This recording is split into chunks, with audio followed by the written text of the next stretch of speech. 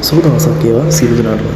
ඉතින් අද වීඩියෝ එකේ කතා කරන්නේ දැන් ඔන්න සාමාන්‍ය ප්‍රතිඵලත් ලහි එන්න ලෑස්තිලා තිනකොට දැන් අපේ සහෝදර සහෝදරියෝ බලාගෙන ඉන්නේ විභාගේ පාස් වෙයිද ෆේල් වෙයිද කියලා. අත් වශයෙන් කිව්වොත් ගොඩක් සහෝදරයෝ දන්නේ සාමාන්‍ය විභාගේ පාස් වුණාම මොකද්ද කරන්නේ ෆේල් වුණාම මොකද්ද කරන්නේ ඒ ගැන ගොඩක් කට්ටිය දන්නේ. අපි ඉතින් මේ වීඩියෝ එක කතා කරන්නේ සාමාන්‍යගේ පාස් වුණොත් අපිට මත කරන්න පුළුවන්. ඒ වගේම මොකක් හරි වෙලා අසමත් තත්ත්වයකටපත් වුණොත් කොහොමද කරන්න පුළුවන් කියලා. හරි අපි කෙලින්ම යන ඉතින් වීඩියෝ එකට.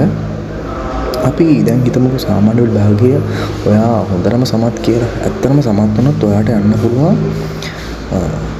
මාර්ගය ගොඩක් තියෙනවා. සාමාන්‍ය වශයෙන් කිව්වොත් ඔයාට පළවෙනි වශයෙන් කරන්න පුළුවන් උසස් පෙළට අනිවාර්යෙන් යන්න පුළුවන්. හැබැයි හොඳට මතක තියාගන්න උසස් පෙළට යනවා නම් හොඳ ඔයාට පුළුවන් විෂයක් තෝරගන්න. බයෝ කරනවා නම් ඒ වගේම සයන්ස් ඒ කියන්නේ නැත්නම් මැක්ස් පැත්තෙන් යනවා නම් නැත්නම් ටෙක්නොලොජි පැත්තෙන් යනවා නම් නැත්නම් කොමර්ස් පැත්තෙන් යනවා නම් නැත්නම් ආර්ට් පැත්තෙන් යනවා නම් හොඳ ඔයාට කරන්න පුළුවන් හොඳ විෂයක් තෝරගන්න. ඒ වගේම ඔයාට දෙවෙනි පාත් එක පුළුවන් ඔයාට පුළුවන් NEQ level එකට යන්න පුළුවන්.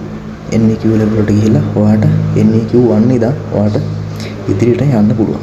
ඒ වගේම සමහරවිට රජයෙන් කැසට් කරන ගැසට් වලට පවා ඒ කියන්නේ රැකියා ගැසට් වලට පවා ඔයාට යන්න පුළුවන්. ඒ කියන්නේ ගොඩක් වෙලාවට සාමාන්‍ය ප්‍රතිඵල බලනවා සාමාන්‍ය පොලිසියට ඒ වගේම සාමාන්‍ය ලිපිකරු රස්සා ඒ වගේ සාමාන්‍ය දේවල් වලට මෙන්න මේ උසස් පෙළ රිසල්ට් එකකින් ඔයාට ඉදිරියටම යන්න පුළුවන්. ඒ වගේම ඔයාට තව පුළුවන් ඔයාට ඔය තියෙන ටෙක්නොලොජි ෆැකල්ටි කියන්නේ ටෙක්නොලොජි පාඨමාලා සඳහා ඇප්ලයි කරන්න පුළුවන්. ඒ වගේම තවත් ලොකු පාඨමාලා සඳහා ඔයාට ඇප්ලයි කරන්න පුළුවන්.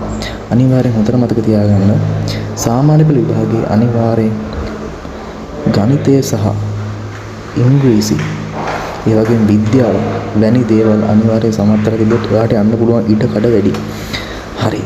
දැන් අපි යන්නේ සාමාන්‍ය පෙළ අසමත් වෙලා හිටපු සහෝදරවරේ මොකද්ද කරන්න පුළුවන් දේ කියලා.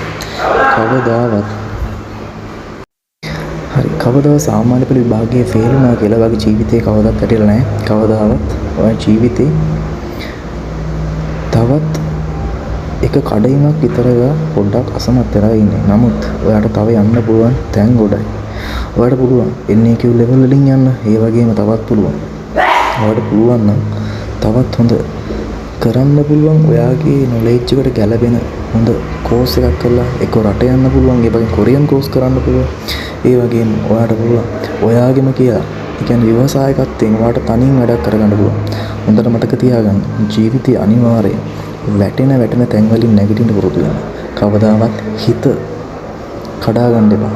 තමන්ට තියෙන වගකීම ඒ වගේම තමන්ගේ තියෙන ආදරේ ඇල්මේ ඔයාගේ ජීවිතය ගැන කවදාවත් ඔයාගේ ජීවිතේ මෙන්න මේ විභාගය නිසා කවදාවත් ජීවිතය කඩාකප්පල් තාරී තත්ත්වයට පත් කරගන්න එපා කියලා අපි මේ වීඩියෝ එකෙන් කියනවා.